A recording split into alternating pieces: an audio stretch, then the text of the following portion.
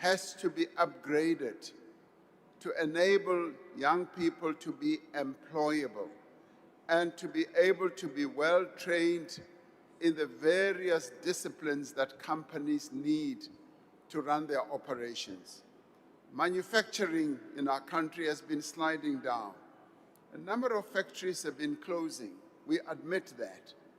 And the industrial policy process that we are involved in, which will soon be released by the Minister of Trade, Industry and Competition, is aimed at ensuring that we generate more growth in our economic activity, particularly in manufacturing. Agriculture is also showing growth. Mining, as we now open up for exploration, more and more exploration, and as we now have a new system of issuing licenses, which will enable those who want to mine to have easier access and quicker access to mine the ore reserves. And as we get rid of the regulatory processes through either the licensing or the permitting system, we will be able to open the arteries of our economy so that those who want to do business can find greater opportunity to continue doing business. We are focused on that. Minister of Employment and Labor is focused also on her job. And through the various labor activation processes that the department is involved in, that's precisely what we're doing. And we're also focusing on the spreading of labor inspectors so that we can inspect workplaces and ensure that they operate in a way that will protect workers' rights, that will in fact advance workers' rights.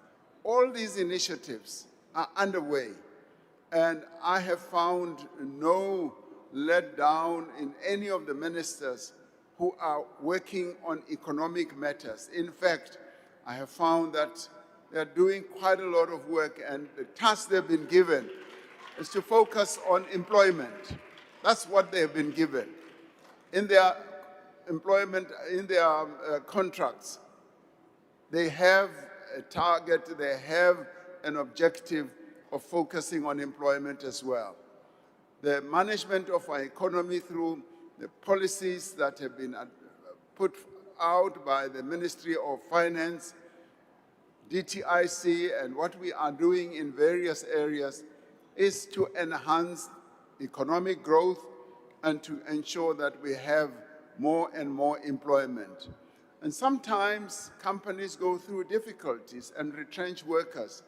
We work very hard to protect employment.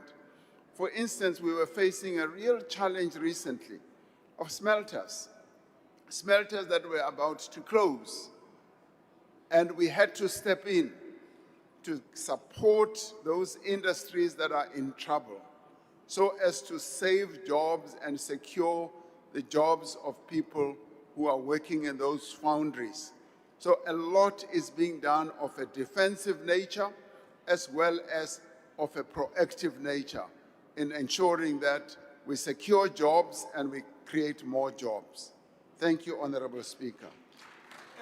Thank you, Speaker, sorry, I did ask the President What's about the point of order? EVs. That is my point of order. The President did not respond to my question about electric vehicles. Order, That was honorable the member. question. Yes, I understand, and I was going to say maybe when President responds to the question by Mr. Ntuli, he can then respond to that part of your question, if you would allow. Honorable Ntuli. Oh, thank you very much, Madam Speaker, and thanks, President, for your response on the questions about the investment. Now, Mr. President, given the fact that both our local and international investors are pumping money into the economy, it is inevitable that the government is going to have to work out a strategy to align the skills development in the country, especially in the manufacturing sector, in the ITC and the renewable space, in order to ensure that at the time when these investments are maturing, we're not running into a different problem of the lack of the skills development within those sectors. So I would like to get the President to comment on what work is being done to ensure that we raise the skills level in the sectors that investment are going to be impacting on. Thank you. Thank you, Honorable Mr. President. Honorable Speaker, without being trying to be difficult, because of this room, I did not hear fully what Honorable Maimani's question on EV was. We've got the noise outside and I didn't hear him very clearly. If he could repeat his question on EVs. Thank you, Mr. President. I'll ask Honorable Maimane to repeat that section of his question. Of course, Ke a leboga mo President. I was saying Morocco has surpassed us in this regard. Rwanda is doing the same. Is the South African government willing to introduce reforms, to introduce electric vehicles? Because we can't keep making petrol motors in an economy that is moving towards electric. That's what I'm wanting to talk about. Thank you. Honorable President. Thank you. Let me start off with Honorable Ntuli's question. Yes, the development and enhancement of the skills of all workers, including just young people, is something that is prominent in our minds, and that is why I have been talking about ensuring that we have a dual system, a system where young people are able to be brought into the world of work, are trained on the job, but are also trained academically in various institutions. Countries that have done so, like Germany and like Switzerland that I visited last year, have demonstrated that when you have a dual system, you are able to increase levels of employment. As young people come into the world of work, they are assured of getting employment. And we do have quite a lot of funds that I now want us to mobilize to achieve that objective. We've had for quite a long time, yes, our SETAs, and we have said now we are going to review our SETA system. Our current SETA system does not fully ensure that a dual system actually is put in place. Now, with a review of our SETA system, we should be able to have a dual system right from the beginning of the training of young people. Academically, they should be paired with actual live jobs so that when they finish their academic training, they are then able to know that they are going to get a job. We practice this with the YES program, which I've reported about. The YES program, which started years ago, was precisely that type of initiative between government and the private sector, which brings in young people into the world of work, skills them and prepares them for employment.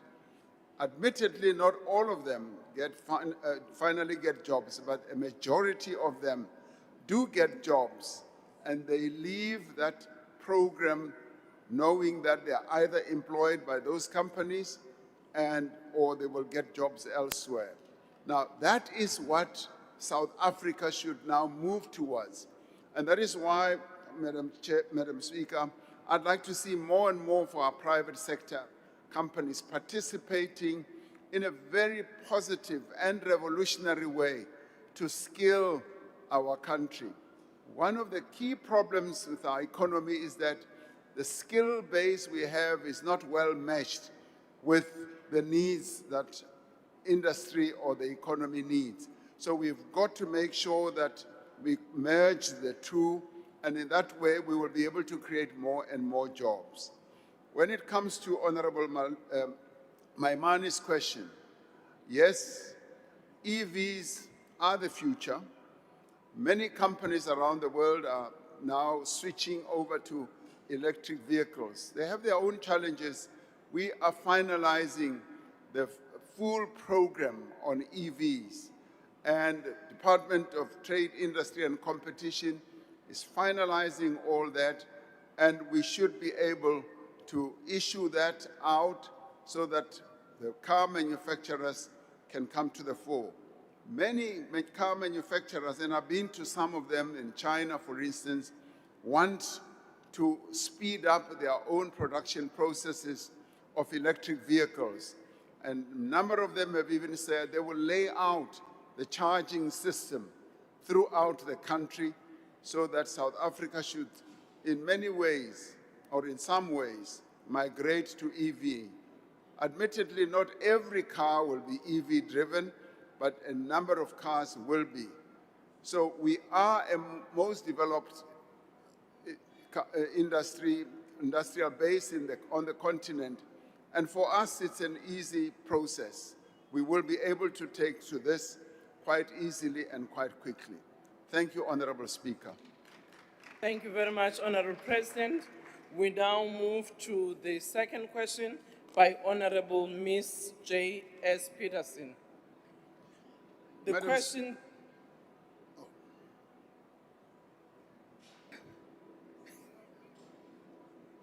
The question to the President is whether the government intends to use the South African National Defence Force and/or the public service to expand skills development and job placements as a response to youth unemployment. If not, what is the position in this regard? If so, how will the government ensure that such a program is voluntary, constitutional, and sustainably funded? Honorable President. Honorable Speaker, honorable members, there are various skills development programs and job opportunity programs within the public service, which include learnerships, internships, apprenticeships, graduate recruitment schemes, and workplace-based learning opportunities. These are programs that are undertaken by various government departments with the support of the Department of Public Service and Administration.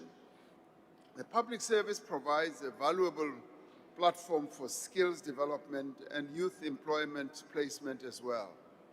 Consideration is being given, for instance, to strengthening workplace exposure opportunities by assigning youth participants to senior managerial positions to be adopted also by those who are currently in more executive positions. The Department of Public Service and Administration has begun exploratory initiatives to provide permanently employed young people and interns within the departments with work exposure opportunities aligned to the African Peer Review Mechanism. The National School of Government, in collaboration with other departments, is currently conducting training programs for unemployed young people participating in special projects and developmental initiatives. In line with the Reconstruction and Development Act of 1996, which advocates for the establishment of a national youth service, and in response to the persistently high levels of youth unemployment, as the President and Commander-in-Chief, we should consider a step change to increasing numbers of unemployed young people. The Department of Defense is involved in leading the war on unemployment in a number of ways, but it does so in partnership with other government departments and also the private sector, so as to ensure that the whole of society becomes involved as well in skills training. The SANDF supports the National Rural Youth Service Corps, which we call NARISEC, which aims to reduce unemployment among young people in rural communities through skills development, leadership training, and community service. The SANDF has also established the South African National Service Institute, which focuses on young people not in employment, education, or training. Now, the Institute is mandated to implement a comprehensive youth development program in partnership with stakeholders from the private and public sectors. The program seeks to recruit unemployed young people and equip them with a combination of classroom-based training as well as practical work experience. In the course of 2025, 584 matriculants who were trained in a character-building program have come out of that program much more empowered than before. Of these, 200 currently are artisans or are on artisan programs, which is sponsored by one of our seaters. Remaining students will be commencing with health promotion officers training in 3 months. Now, this training is distinct from the conventional military training that is offered by the SANDF to recruits that are entering the Defense Force on a full-time basis. So in the end, our Defense Force is not a Defense Force that's only geared up for war and defending the people of South Africa.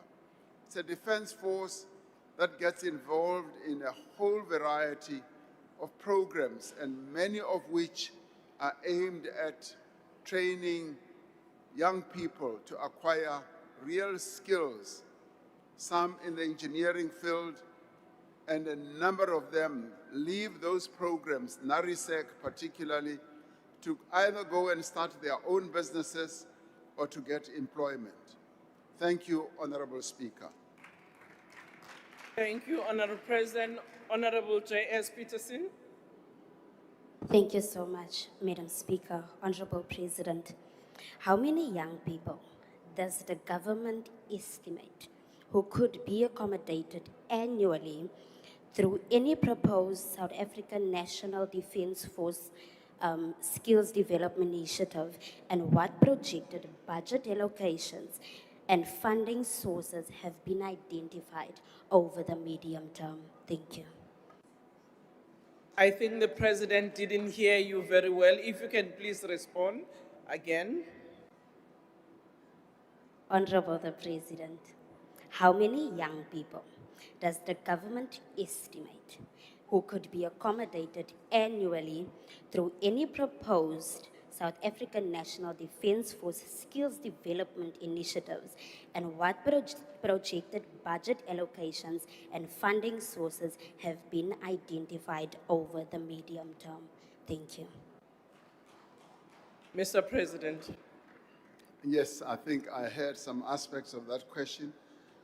I seem to hear whether I know and have the number of people who've been brought into the program and what was the budget spent been in training all those young people. I'm afraid I do not have the number, but I'm happy that the number should be procured and could be supplied to the honorable member. I apologize for this. It is quite specific. The number I mentioned has to do with about 584 who were brought into the program and who were trained in a number of disciplines. But I will get the specific number as well as the budget or the expenditure that was incurred for the training of the other people. Thank you. Thank you, Mr. President. Honorable B.M. Maneli. Thank you, Honorable Speaker. Honorable President, in light of the initiatives launched by the Department of Public Service and Administration to provide work exposure opportunities and developmental programs such as learnerships and internships, could the President provide specific details on how these programs are being scaled across different departments and what measurable outcomes have been achieved so far in reducing youth unemployment? I thank you. Mr. President. As I said, the various programs that government has embarked upon are spread throughout a number of departments. However, the Presidential Employment Initiative has sought to agglomerate all of them with various government departments participating. And I have said before, up to 2 million young people have gone through the various employment opportunity initiatives. This, you might recall, started during COVID, when we brought in student assistance to almost 25,000 of our schools. Their participation in our schools was felt by the teachers, by the students themselves, the learners, as well as by communities. Wherever I went, I often heard that we would like those teacher assistants to stay because they are supporting the education initiatives in their schools. And those young people who went in were trained or helped the schools in a variety of ways. On IT systems, they helped the schools from the teaching methods that they had learned from their own learnings or universities or colleges, and they were quite effective. Apart from that, we also had a number participating in agriculture. We also had a number participating in in health, for instance. So the programs are spread throughout the various departments, and we have found them to be quite effective. And of course, the only letdown for us is the budgetary constraints that we have. We wanted the finance or treasury to give more money to this program, but there wasn't just enough money. So it's been scaled back quite a bit, disappointingly. But we are hoping that more money, as the fiscus gets more revenue, we will be able to upscale that. These programs, all of them together, have proven to be quite beneficial to young people, and some of them have actually been bursaries. Various government departments have given bursaries to young people, either to learn here in our country or even offshore. Combined with what we are doing through NSFAS, we have found that these programs are actually empowering to young people. So a combination of all these programs have standing young people in good stead. And you may also know that we set up a platform where young people flight their own CVs and make themselves available to employers. It's a platform that now has up to 5 million young people, and a number of them are able to source employment or training through that platform. So much is being done to bring down the levels of unemployment, particularly amongst young people in our country. Thank you, Honorable Speaker. Thank you, Mr. President. Ms. E.R.J. please. Thank you, Honourable Speaker. Mr. President, South Africa does not suffer from a shortage of training initiatives. It suffers from a shortage of jobs, as very few of these training programs translate into real employment opportunities. Without measuring outcomes, we cannot measure the effectiveness of these programs. Can the President therefore indicate what percentage of participants in existing government-funded skills programs have ultimately been absorbed into real jobs? And if the President cannot, why would he be willing to take even more money from the taxpayer to fund yet another costly training scheme without the guarantee of real jobs to tackle our staggering youth unemployment rate? Honorable Mr. President. Well, the question that you are raising, Honorable Member, is precisely what is the main focus of the various programs that we have embarked upon. And speaking much more directly, that is why we are seeking to get, for instance, the contribution that is made by employers to be properly utilized for the dual training that we are talking about. Because the money that finally gets into the skills fund should be properly utilized in the way that I have been articulating. It is through this type of initiative or program that we will be able to increase the level of employment of our young people. Yes, you are right. It's often not so much skills, but jobs. But there is an intersection between skills and jobs. People need to get jobs to enhance their own skills, but they also need skills to be able to get into job opportunities. So we do need to focus on both as we create more and more opportunities for young people to learn, and also for young people to be able to get jobs. So we see the dual system as being the best that we can embark upon. More successful and more industrialized countries that are well steeped in engineering processes and creating quality products have embarked on this, and they've been doing it for years to good effect, and their levels of unemployment are rather low. So we've got, in a way, to burn the candle on both sides to make sure that we address the two problems more or less at the same time. Thank you, Honorable Speaker. Thank you, Honorable President. Honorable Nkwangwa.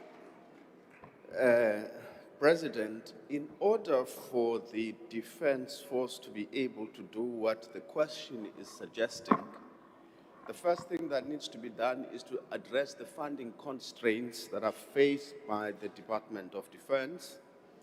I want to ask a question that, given that Cabinet approved recently SANDF's long-term force evolution strategy, Journey to Greatness, aimed at modernizing, rebuilding, and reforming the Defense Force. This strategy follows decades of defunding and underfunding of the defense, which affected its state of readiness. To what extent will the Journey to Greatness strategy secure increased funding for defense, and where will the additional resources come from to address the SANDF's funding challenges? Thank you. Honorable President. Thank you, Honorable Speaker. We all know how departments such as the Defense Force and the police and a number of others, including now the Border Management Authority, have been starved of the necessary financial resources that they need to operate at a much better level than they do. And the Defense Force's journey to greatness has to be supported by adequate funding. And this is what we are committed to doing. Over years, the funding to the Defense Force has been coming down, and unacceptably down, because over the years, the needs that we have in our country have been quite enormous, where we are now spending 61% of our budget on social welfare. And in getting to that point, the Defense Force has been starved of the resources that it needs. And we are now turning that around. In the end, it is the people of South Africa who, through the revenue that is raised from them, will need to fund the Defense Force, will need to fund through their taxes the Defense Force. It is the national security of our country that needs to be secured. So, moving to that point of greatness once again is going to require full commitment on government side to deploy more financial resources for the Defense Force. What I can say is that the commitment is firm from myself as the Commander-in-Chief of our Defense Force, of our armed forces. The commitment is firm from Cabinet, and we are going to make sure that the Defense Force is no longer starved of the resources that it needs. So we will, moving forward with our various budgets, be allocating more and more money to the Defense Force. Of course, I know you would like me to stand here and masquerade as a Minister of Finance. I cannot do so. That will be done in the budgets that are forthcoming from the Treasury Department. So I can say, watch this space. We are going to be allocating more money to the Defense Force. Thank you, Honorable President. Honorable J.S. Peterson. Thank you so much, Madam Speaker. Honorable President, is there any intention to prioritize specific provinces or categories of unemployed youth in the implementation of any such programs? If so, what criteria will be used to ensure fairness, transparency, and equitable access, especially in underserved communities? Thank you. Can I ask you to come on the front row mic? I'm sorry. I don't think President was able to pick up your last follow-up. I think it's even more to speak into the mic like I am doing. Even when seated, it should do. Madam Speaker. Speaker, You can Honorable go ahead. President. Yes, Honorable Chief Whip of PA. thank you, Honorable Speaker. Sorry to do this. My apologies. I have, while I'm sitting here, sent a message to Honorable Peterson to say she must use a campaign voice because I know her outside of this house. Honorable Thank you. Member, Chief Whip. Don't take it from Honorable Peterson. She will do exactly what she needs to do. Thank you, Madam Speaker. I think the President should have just said he can't see me. Honorable President, is there any intention to prioritize specific provinces or categories of unemployed youth in the implementation of any such programs? If so, what will be the criteria to ensure fairness, transparency, and equitable access, especially in underserved communities? Thank you. Thank you, Honorable President. Yeah.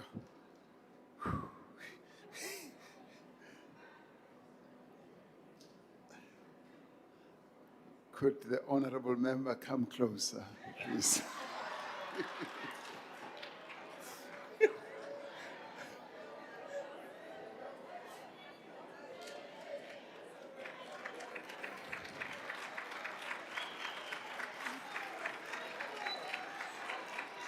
Order, honorable members.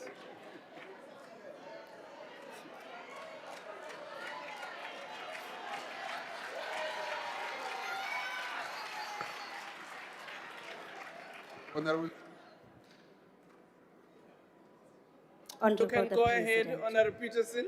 Is there any intention to prioritize specific provinces or categories of unemployed youth in the implementation of any such programs?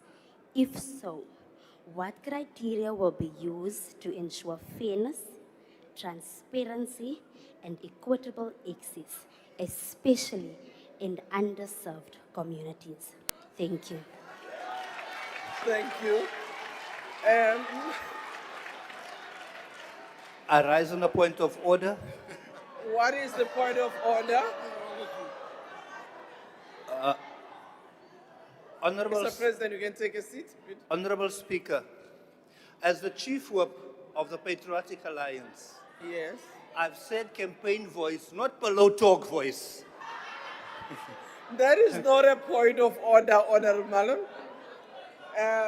What I will do to make sure that President is able to hear members, will give him the earphone.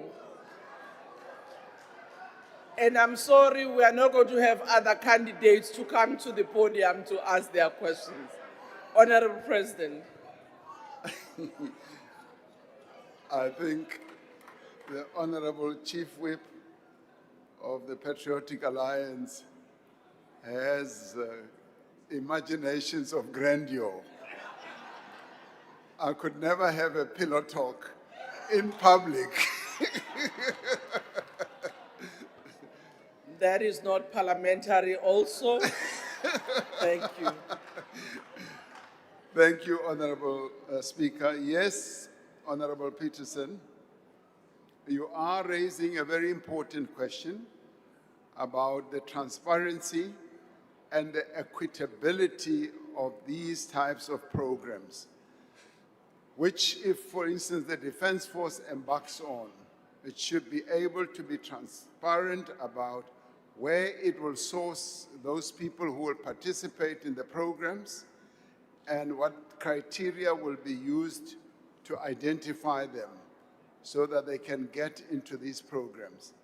Your suggestion is well said, and it is actually something that we ought to be doing so that we move away from the notion of just focusing on certain either provinces or certain communities leaving out underserved communities.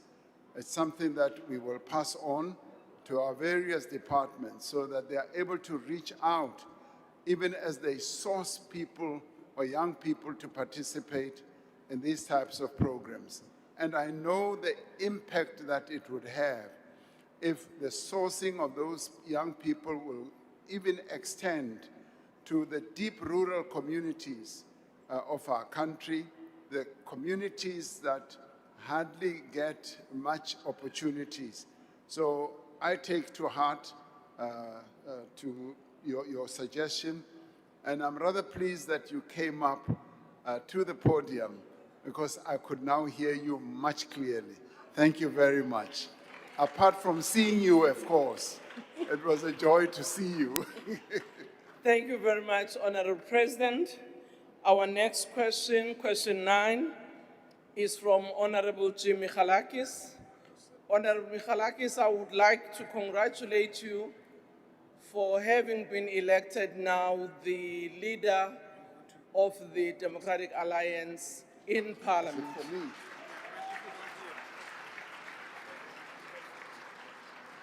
But I know that you are still doubling up. I haven't been told who's the new chief whip. So you are a chief whip in transition to being, that step of moving. So the question, Mr. President, is whether he has found that the rollout of Operation Prosper has succeeded in meeting its objective thus far.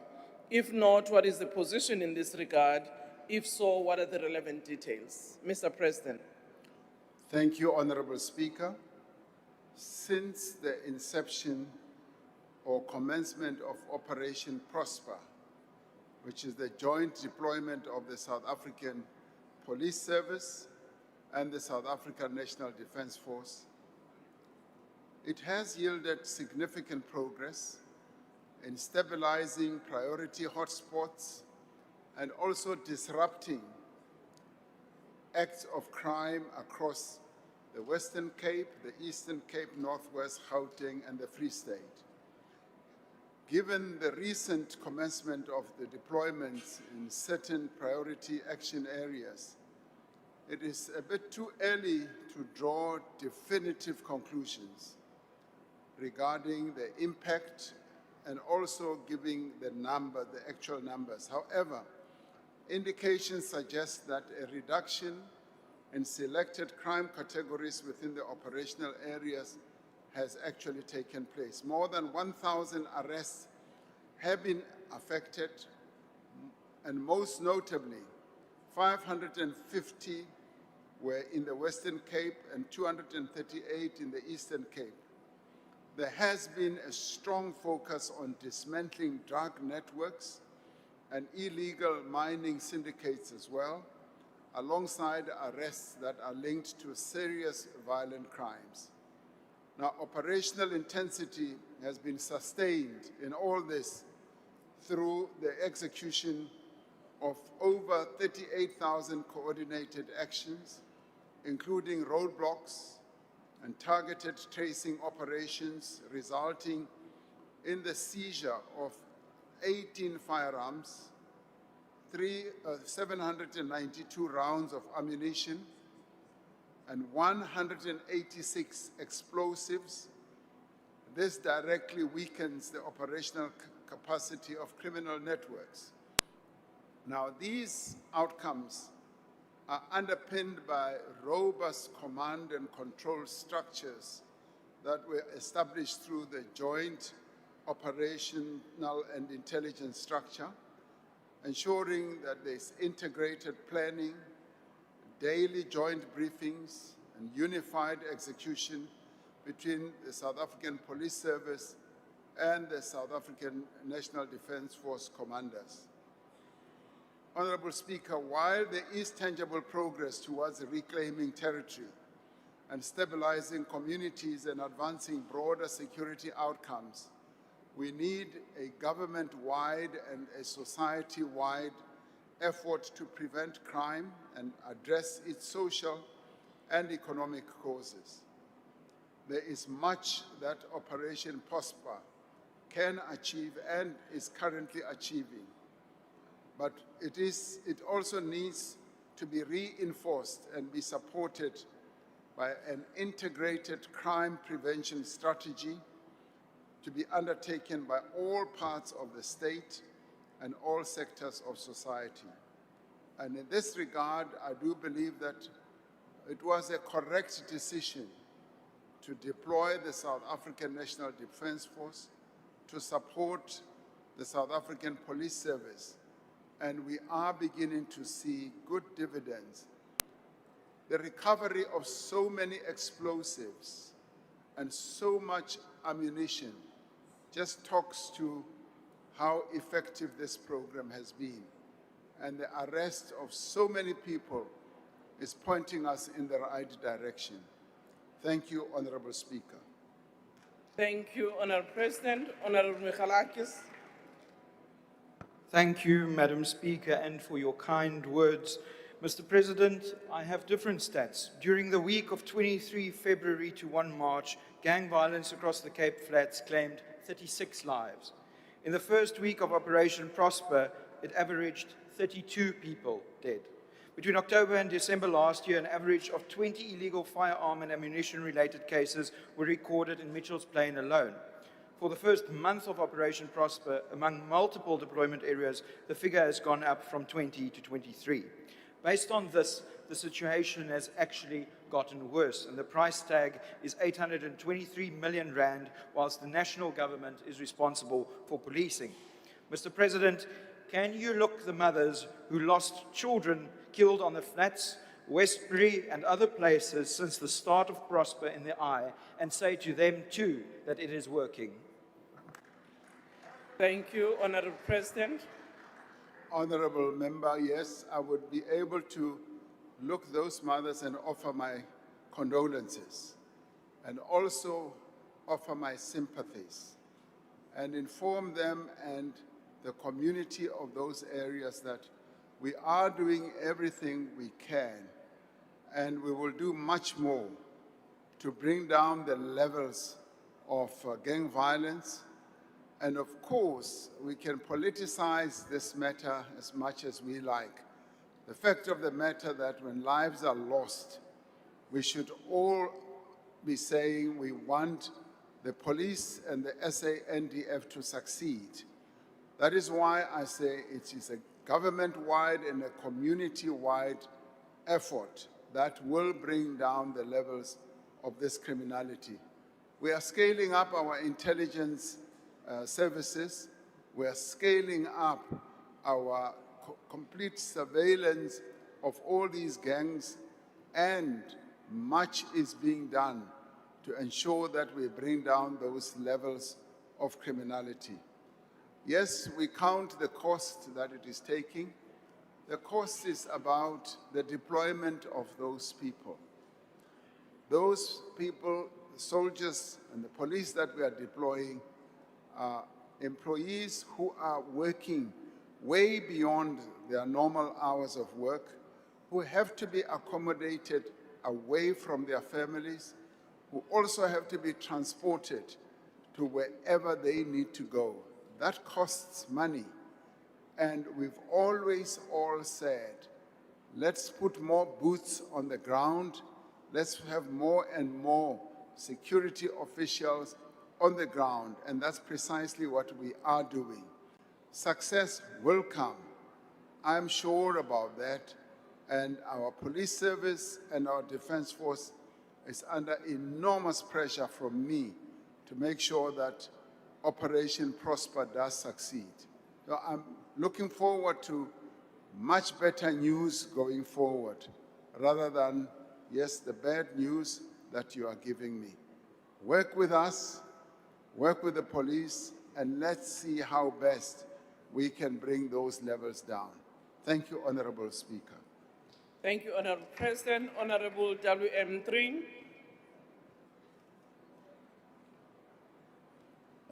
Thank you, Honorable Speaker. Mr. President, the ACDP welcomed the SANDF's deployment in support of SAPS to fight organized crime and gangsterism plaguing our communities, trusting that this deployment would result in safer communities. Sadly, many community leaders have criticized the military presence as short-term band-aid solution to a long-term deep-rooted violent crime. Mr. President, noting the underfunding that was mentioned by Honorable Kwankwa of the SANDF, and given that Cabinet has recently approved the Journey to Greatness for the SANDF, will the Honorable President, as Commander-in-Chief, number one, ensure that additional financial resources are made available to guarantee that the SANDF not only succeeds in its Journey to Greatness strategy, but is able to fulfill its constitutional mandate of protecting the country, including this case of supporting the police in fighting organized crime? And secondly, does the Journey to Greatness strategy have an explicit exit strategy to prevent violent crime when the SANDF exits? Thank you, President. Thank you, Honorable President. The simple and straightforward answer to that is yes. We will be ensuring that we support the SANDF on its journey to greatness, and that has to be underpinned by giving them more resources. And we continue to support the South African Police Service to strengthen them, to enhance their capability, so that when the time approved by Parliament for them to be deployed in that area, when it comes to an end or when it's scaled down, they are able, as the South African Police Service, to work with the communities much more effectively, with our community policing forums, with everyone in the community, to ensure that we are able to rid of organized crime and crime activities or gang activities in those areas. So the full answer is yes, we are committed to capacitate them financially, and so that they can have all the resources they need to secure the safety of our people. Thank you, Honorable Speaker. Thank you, Honorable President. Honorable Michalakis. Thank you, Madam Speaker. Mr. President, the answer is not the army. The answer is fixing the police. You just said that we should not politicize the matter. So my question to you, Mr. President, is if local and provincial governments, such as here in the Western Cape, are willing to help save lives, do you agree that your government should give them more powers to do so? Honorable President. Our police have powers to fight crime. Our Constitution empowers the police to fight crime. The law empowers police to fight crime. So there's nothing that stands in the way of our police in whatever fashion, constitutional or legally or otherwise. Their command system empowers them to fight crime. And all that we need to do is to strengthen the capacity of the police, not only at national level, at provincial level, at local level. Every police station in the country must be empowered to ensure that it is able to either stop criminality, work with community policing forums, and investigate acts of criminality. That's what the police are there for. We can never have a situation where we tie the hands of the police behind their backs. That can never be. So the police are empowered. It's a false notion to think that the police in particular areas do not have the power. Every police official has the power to ensure that we fight criminality. Thank you, Honorable Speaker. Thank you, President. We now move to question number 10, asked by Honorable Van Staden to the President. The question is, in view of the serious allegations made against a certain person in his cabinet name and details furnished, which raise urgent questions about accountability, what are the reasons that he has not acted decisively, suspending and or removing the person from cabinet, whether he commits to act decisively in this regard? If not, why not? If so, what are the relevant details? Honorable President. Honorable Speaker, on the basis of various reports in the media, as well as representations in Parliament, I requested the then Minister of Social Development to furnish me with a report on all these matters. I had a discussion with the Minister and gave her an opportunity to set out her case. Now, having considered all these submissions by the Minister and mindful of the conduct expected of members of the Executive, I have decided to remove the Minister from the position of Minister of Social Development in terms of Section 91(2) of the Constitution. Now, an announcement to this effect was made by my office earlier today, and in her stead, I've appointed an acting minister. Minister Chikunga will act while I give further consideration to what should happen in that portfolio. Thank you, Honorable Speaker. Thank you, Mr. President. Honorable Van Staden. Thank you, Madam Speaker. Mr. President, the Freedom Front Plus welcomes your decision to release the Minister of Social Development from her duties, and this shows that public pressure, as well as pressure from political parties like ourselves, bear fruit at the end of the day. My question, however, to you, Mr. President, is will you table the findings or reports that inform your decision to remove the Minister before Parliament, and if not, why not? I thank you. Honorable President.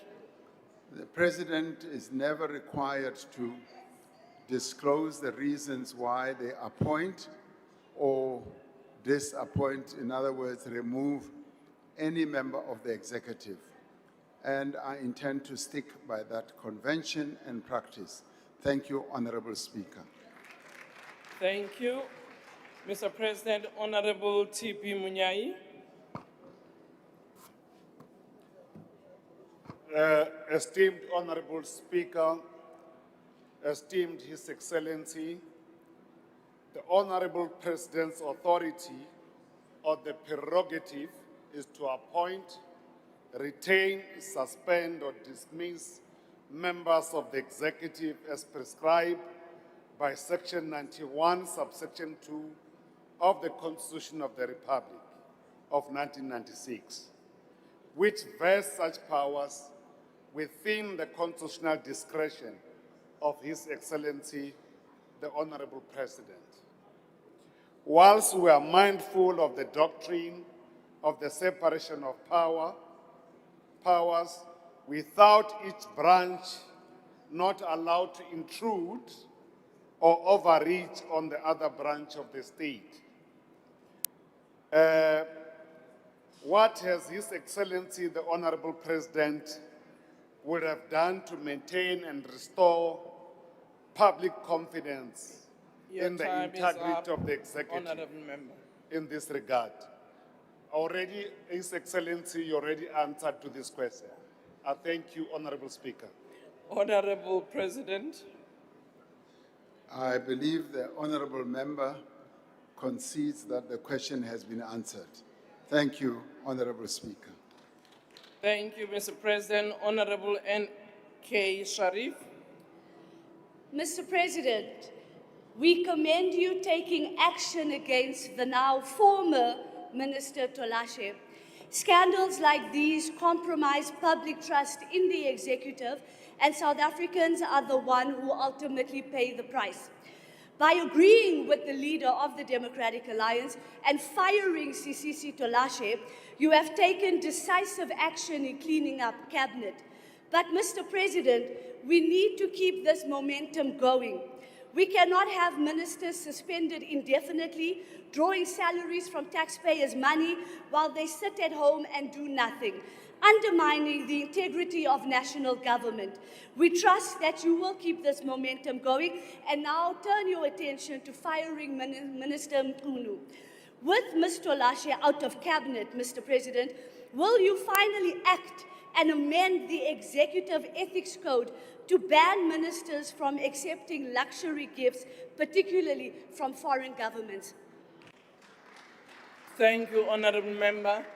Just again to remind members, in the House, we don't call each other by name. We preface by saying Honorable Member, so and so, or we say Miss or Mr. I'm happy you corrected yourself on the second sentence of that question, but it's just a reminder once again. Honorable President. Members of the executive are duty-bound to disclose and declare gifts that are given to them, to me, and upon receipt of that declaration, we're able to say, yes, you may accept, or nay, you may not accept. So in the end, all those gifts above a certain amount are declared. So you can be rest assured that we do have a credible process in government through which the executive is able to deal with these sorts of matters. As regards the minister that has been suspended that you have spoken about, I have said publicly that I am waiting for the outcome of the Madlanga Commission on all the matters that they are dealing with. And it is upon receipt of such that a determination will be made. Thank you, Honorable Speaker. Thank you, Mr. President. Honorable D.E. James. Thank you, Mr. President. We welcome your decision earlier today, but I want to ask, will she be charged for fraud? Will her advisor, the Ben 10, be paying the money for that irregular appointment? Will the cousin to the advisor for that irregular appointment also be paying back the money, Mr. President? Mr. President, I want to put it to you, it is not the only aid that she's been stealing from. I brought more receipts for you. She's been doing this since her time as a deputy minister. I have a sworn affidavit as well as bank statements. Will the minister be doing the right thing to pay back all these aids that she's been stealing from? Mr. President, what is your response to that? I thank you. Honorable James, I've noted some of the language that you've used, and some of the matters, as you know, you'll have to bring a substantive motion to the House. You may have an affidavit, but for it to serve in the House for debate, you'll have to bring a substantive motion. And secondly, I think languages of Ben 10, I'm not sure that they can be used in this Parliament. Honorable President. Thank you, Honorable Speaker. I think that some matters are better articulated not through anger. I think the message descends rather well when it is so. However, I should say all processes and matters related to this whole incident are being worked through by the Public Service Administration. So the Public Service Administration is the relevant body that looks at all these types of matters, and I have confidence that they will be able to come to a good conclusion so that this matter can be closed. Thank you, Honorable Speaker. Thank you, Mr. President. Honorable Van Staden.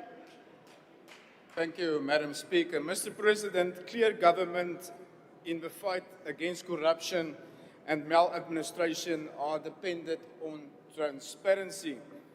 The people of South Africa have a right to know exactly what was going on in the Department of Social Development.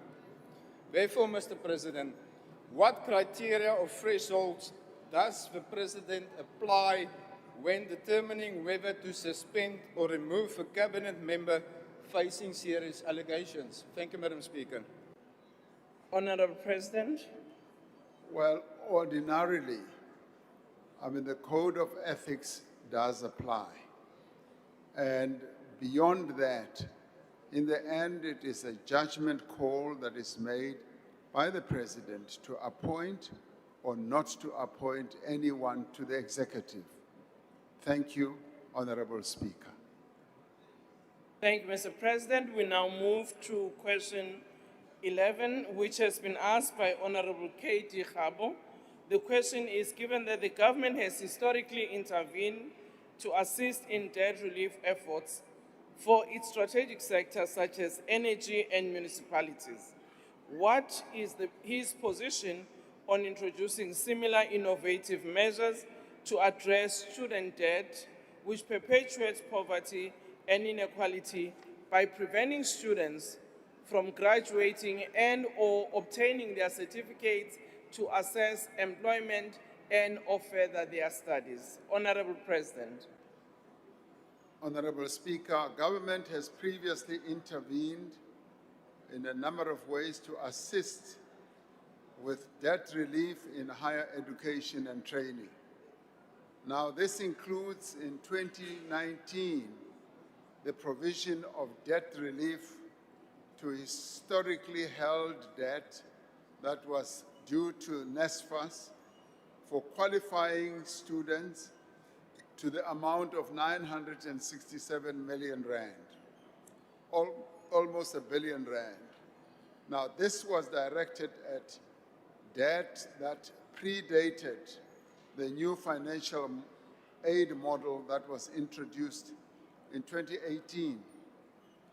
The National Student Finance Aid Scheme, NSFAS, supports close on to 900,000 students a year from low income as well as working class families in order to assist them to access higher education.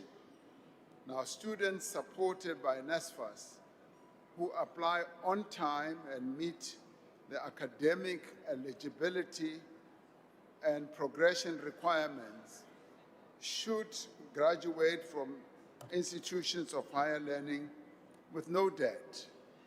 In other words, they will benefit from what you could call free university and college education. While NSFAS funding supports the majority of undergraduate students, and there are also alternative forms of support for a number of students, including various other bursaries, university allocated funding, and commercial loans that the university sector in particular still faces growing debt, student debt. Now, this debt reaches approximately 23 billion rand in 2024. This student debt is not held by the government, but by public universities themselves. This is a concern for the financial sustainability of universities.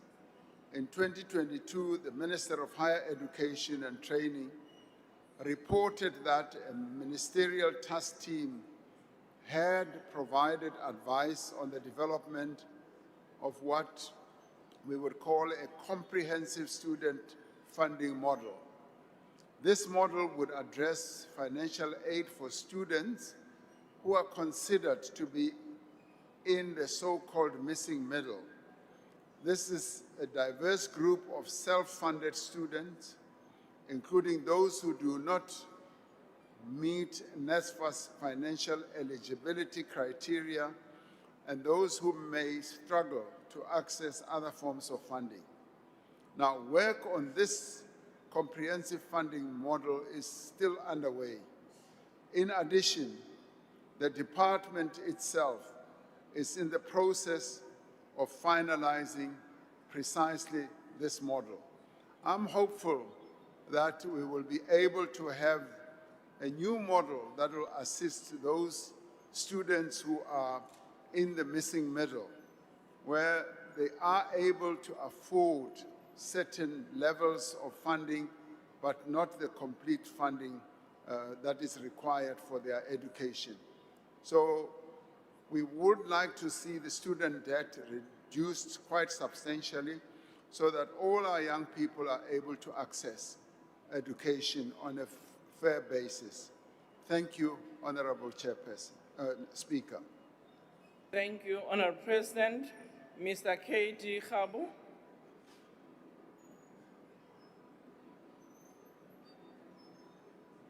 Mic is not working. Oh, thank you very much. Thank you very much also, Mr. President. We really appreciate the response and your commitment towards the realization of free quality education in South Africa.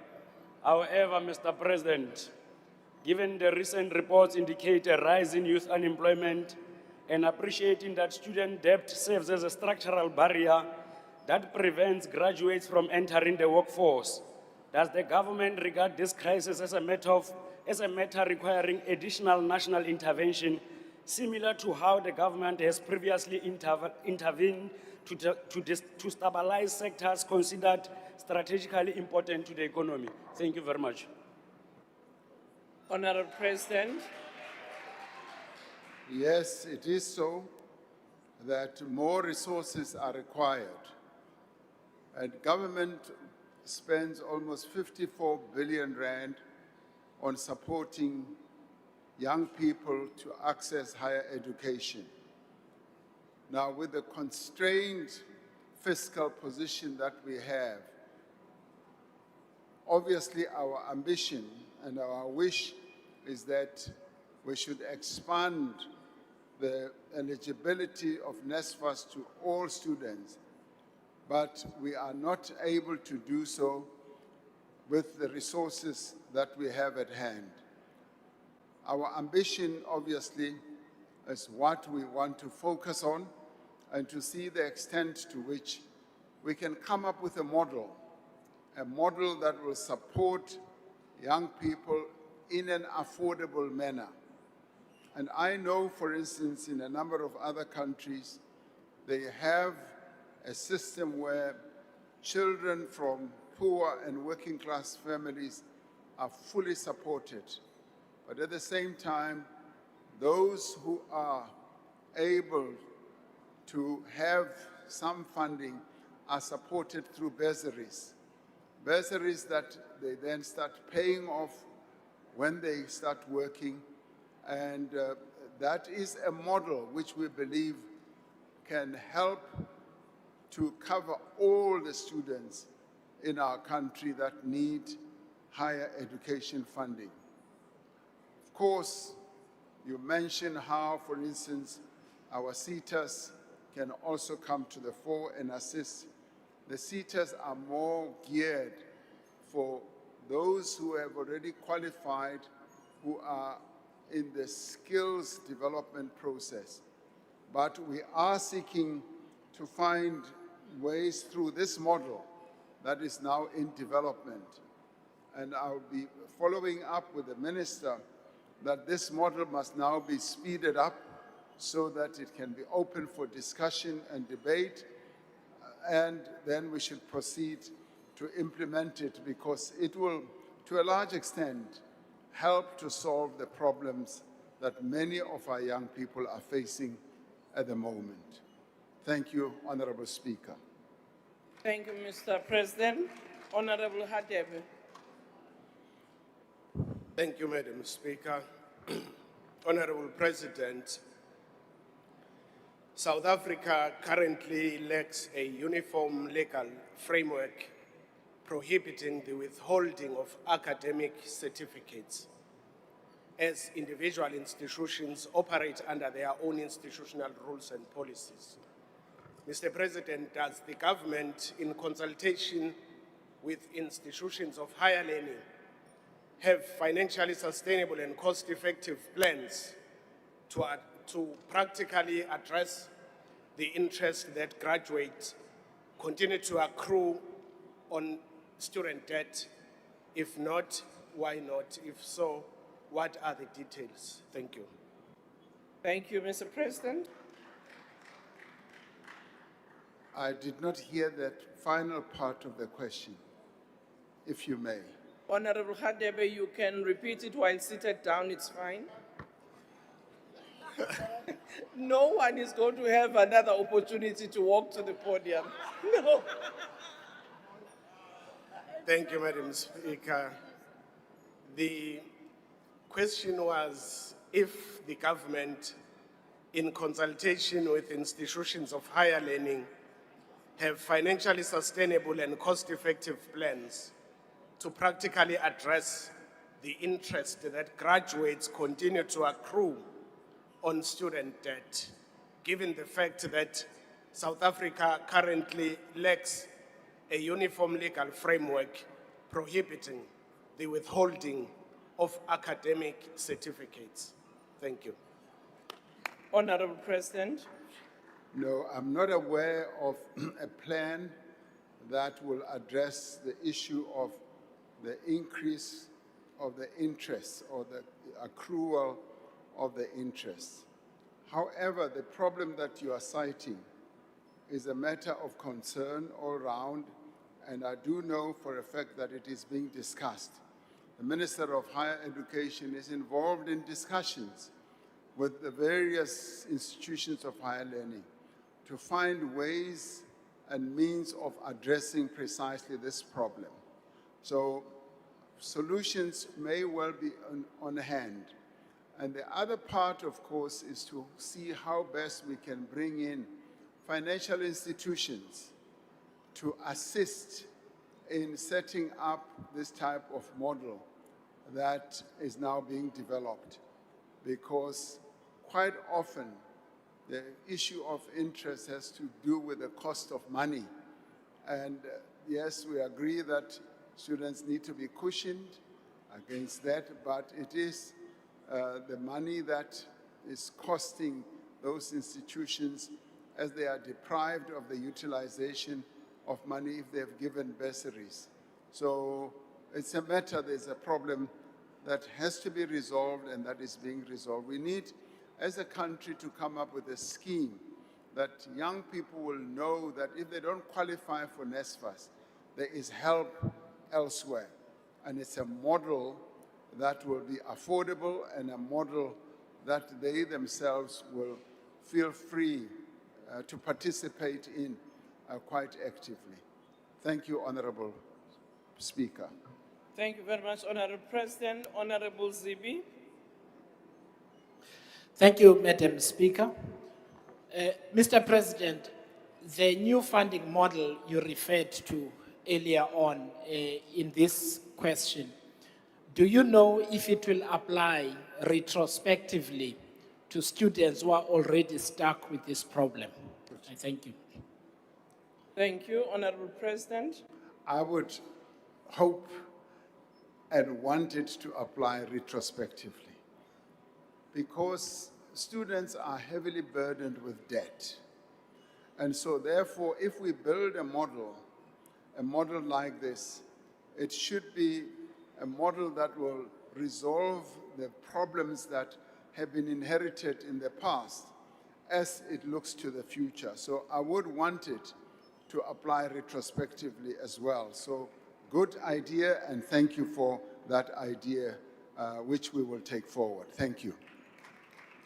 Thank you, Mr. President. Honorable Khabo. No, thank you very much, President, and thanks for your response.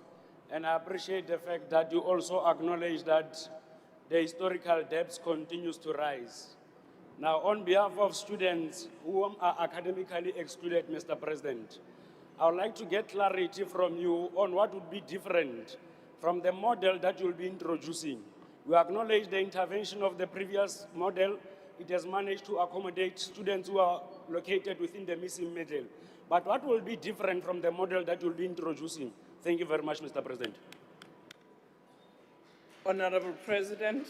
Well, I'm hoping that the model will be comprehensive. It will be a model that will apply more broadly and comprehensively, and will be a model, as I said, will be affordable, because when students start off their own lives, they shouldn't be burdened with too much debt, too much money to repay their education.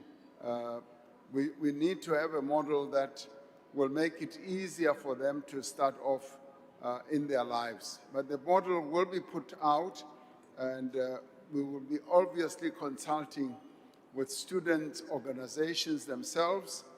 And in developing the model, I know that they have already been engaged in some ways, and the finalization of the model will be forthcoming soon. Thank you, Honorable Speaker. Thank you, Mr. President. We now move to question number 12, which is the last question for the day. It's by Honorable SNM Kwenazondi. The question is, noting that Section 8 and 9 of South Africa's Police Service Act prescribes a mandatory board of inquiry and due process prior to the suspension or removal of a national commissioner, and that Section 86 of the Public Finance Management Act criminalizes financial misconduct only upon proof of willful or grossly negligent conduct in a court of law. On what lawful and rational basis did he bypass the preemptory procedures of the SAPS Act in favor of a so-called contextual precautionary suspension, notwithstanding that the PFMA threshold for criminal liability has not yet been judicially established? And how does he justify appointing as acting National Commissioner Lieutenant General Puleng Tipane, the Divisional Commissioner responsible for Financial Management Services, who is implicated in that her department allowed the payment of 48 million in the same Medicare 24 tender processes that is under investigation, rather than an independent appointee, without creating a reasonable apprehension of conflicted oversight and selectively accountability. Honorable President. Thank you, Honorable Speaker. The National Commissioner of the South African Police Service, General Fani Masemula, consented to being suspended. As a result, there was no need to engage the process in Section 8 and 9 of the SAPS Act, which processes are aimed at obtaining a basis for a suspension that is contested. I considered the placement of General Masemula on precautionary suspension necessary to ensure the stability and effective functioning of the South African Police Service while the criminal process unfolds. It is important that the legal processes be allowed to unfold without any hindrance. I appointed Lieutenant General Puleng Dimpani as the Acting National Commissioner because of her record and standing in the police service. She has had a long service record in the police service. There is, to my knowledge, no evidence that implicates Lieutenant General Dimpani in relation to the Medicare 24 tender and contact. I have full confidence in her ability to act in the position of National Commissioner as she is acting right now, fully supported by her colleagues, working together to ensure that we deal with the acts of criminality that are rife in our country. Thank you, Honorable Speaker. Thank you, Honorable President. Honorable D.R. Direko. Thank you, Speaker. Honorable President, we support the intervention that you have done in the Department of SAPS in line with your responsibility as the President of the country.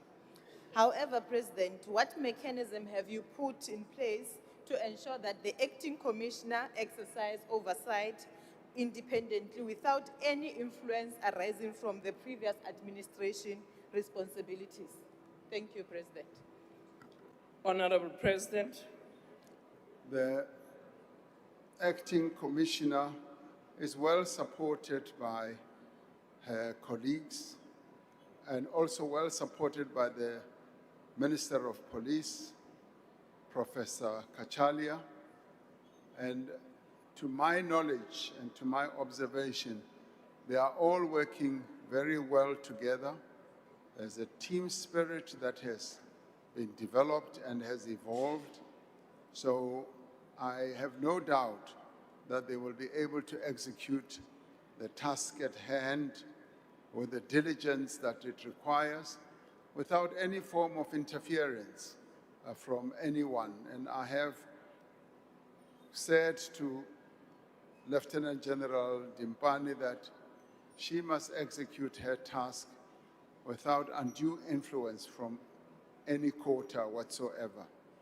And she is quite an independent thinker herself, and I do believe that she'll be able to act independently in the interests of the people of South Africa.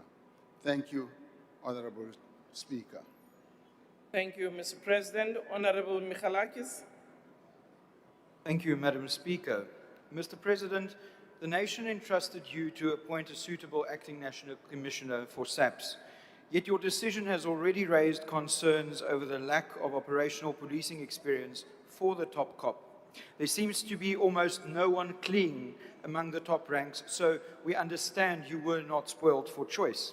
Recent reports show that 26 senior officials at brigadier major general level and above have been suspended or arrested, with more arrests expected. The failures are a direct result of deploying cadres to lead the police. When, Mr. President, will you acknowledge that the SAPS leadership is dysfunctional due to ANC cadre deployment? Honorable President. In setting up the Madlanga Commission, we intended to examine and find out exactly the issues that you are addressing. And it is that commission that is assisting us to identify all the acts of wrongdoing, to identify also the capability or lack thereof amongst the senior police officials. So this is an important process that our country is going through, and I would just wish that we all support it and await the results of the Madlanga Commission, whereafter we will be able to take much clearer steps to move our police service forward. Thank you, Honorable Speaker. Thank you, Honorable President. That concludes questions to the President, and we'd like to thank you for coming to the House. And can all of you take your seats and not leave the House? I'm only allowing the President to take his seat. Thank you very much.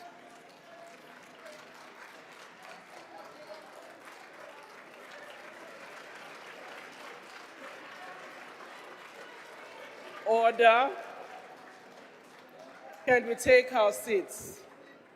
Honorable members, I just want to advise that when we're in the House here, given the noises as a result of the aircons, if you are not able to hear very well, please utilize the earphones which are provided for. The privilege that was just given to Honorable Peterson is not going to be repeated. I request members to stand and await the Speaker and the maids to leave the chamber. That concludes the business for the day. and the House is adjourned.